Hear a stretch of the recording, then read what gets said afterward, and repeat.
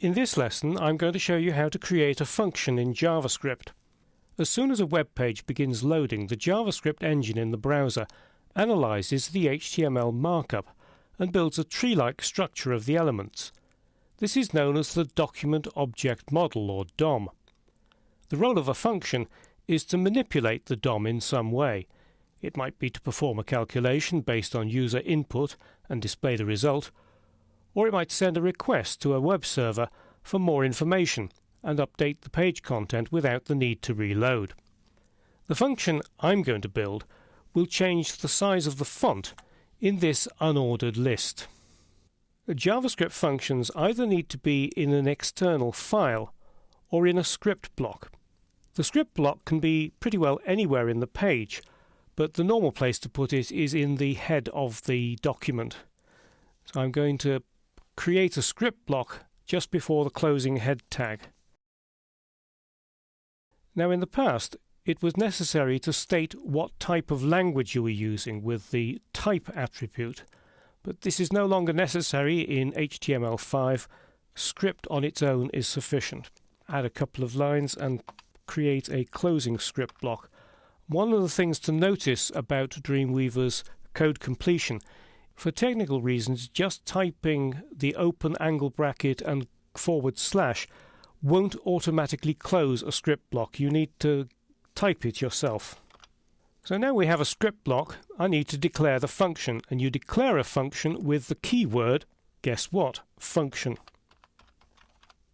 You'll see that Dreamweaver has immediately inserted a red bar in the column numbers, and there's a notice at the top saying there's a syntax error on line 7. JavaScript syntax checking in Dreamweaver is very rigid, and because just function on its own is a syntax error, it'll tell me that there's a problem. But once I finish typing the line, it should be okay. After the function keyword, I need a space and then the name of the function. You can give functions almost any name you like, but it must begin with a letter, underscore, or the $sign. Also, the name mustn't contain any spaces or hyphens. And another thing, JavaScript is case sensitive, so it's common to give functions descriptive names using an uppercase letter for the second and subsequent words. So what I'm going to call mine is change font size. You see, I'm using 3 words, but they're all scrunched up together. But to make it easier to read, I've used a capital F and a capital S for my change font size. After the name comes a pair of parentheses, and then an opening curly brace, and the function ends with a closing curly brace, which I'm going to put on that line there. And you can see that I now have no syntax errors, so Dreamweaver's happy with me.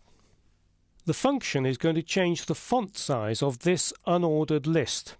So I need to be able to get a reference to it, and the way in which I can do so is through its ID.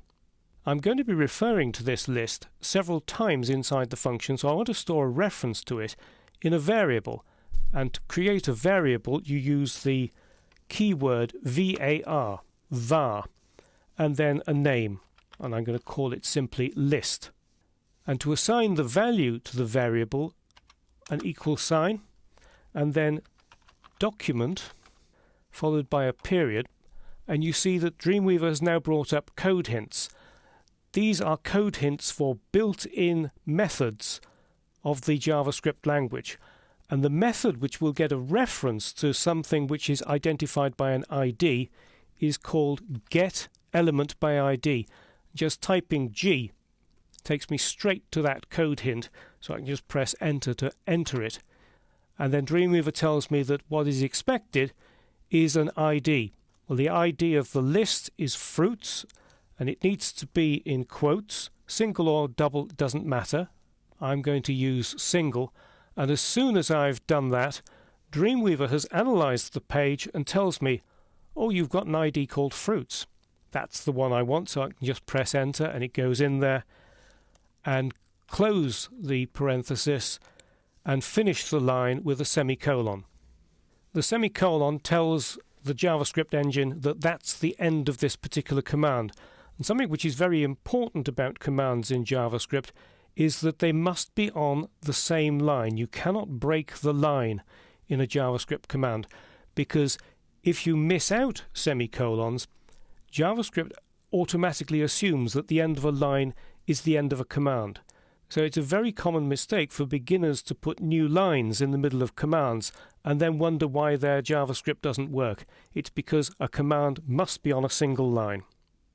Now that I've got my reference to the list stored as the variable list, I can then type list and a period, and that brings up more code hints. What I want to do is to change the style, so I go for the style, STY, there we are, for the style property of the list, and then type another period, and it brings up a list of all the various styles which are available, and the one I want is font size. You can see that it's the same as the CSS property, but because hyphens are not allowed in the middle of JavaScript names, they use the same camel case of an uppercase letter for the second word. So font size is written like that.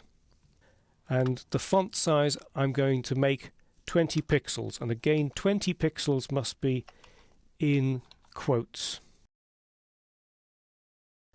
And there we are. That is a function. Now, at the moment, it doesn't do anything. It needs an event to trigger it. But that's another story.